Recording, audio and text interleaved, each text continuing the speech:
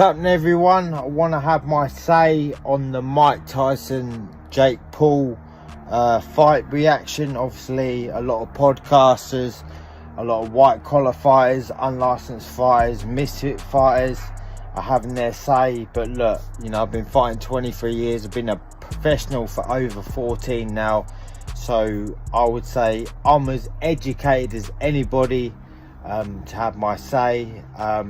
It was shambolic, let's have it right.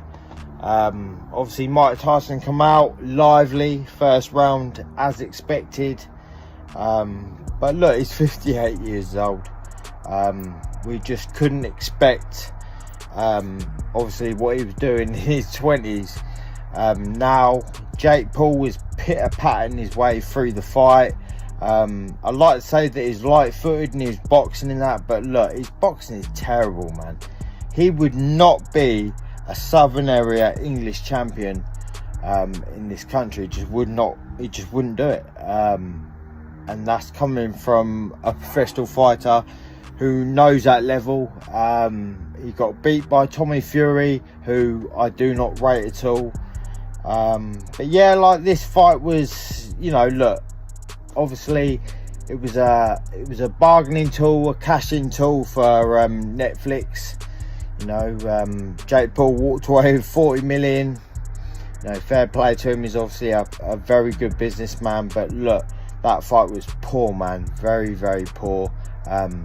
Mike Tyson really didn't give up much of a fight, being 58, very static on his feet after the first round, just plodding and just walking into shots. It made Jake Paul look a good boxer, to be fair. Like I say, very light on his feet, but he wasn't. He got caught with a couple of shots, but didn't really do any real damage. Yeah, just disappointing. Just a shambolic event, really, by Netflix. If this guy is really going to say that he's the face of boxing, he really needs to be fighting people, man. He can't be fighting 58-year-old, former veteran fighters. He just can't be doing it. So yeah, it was a shambolic event, really.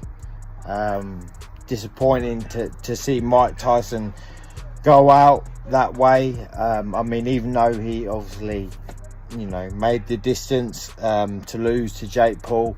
I mean, Jake Paul in the post press conference saying that he's holding back, he didn't want to stop Tyson, and that just makes it even worse, really. If you're going to do it properly. I'd like to see the fight play out how it should. Just very disappointing, man. Very disappointing. Disappointing that real fighters who are in real fights do not get the spotlight like Jake Paul. And people go, oh, he puts bums in seats and everything else. Boring, man. Very, very boring. From a professional fighter standpoint, just not a professional fight. It wasn't a professional performance. I'm just very, very disappointed in the whole event. Yeah, look, it is what it is. Obviously Tyson will go away with a big payday. Jake Paul will go away with a big payday. He'll carry on clickbaiting, calling out Canelo and everything else, but he is nowhere near these guys' level. And never will be. Look, this guy, I say to people, look, this guy must be improving. He's got the best of everything. He's got all the money in the world to have the best coaching, the best recovery, the best of the best. But actually, his performances aren't really showing that. They're really not. It looks very amateur. And look, you'll get away with that against 58-year-old men who are well past their best. You'll get away with that. But when he calls out these other guys like Canelo, for example, and other fighters, it's just a joke, man. It's an absolute joke. To be honest, I would love to see Carl Froch come out and just even the score for boxing, man.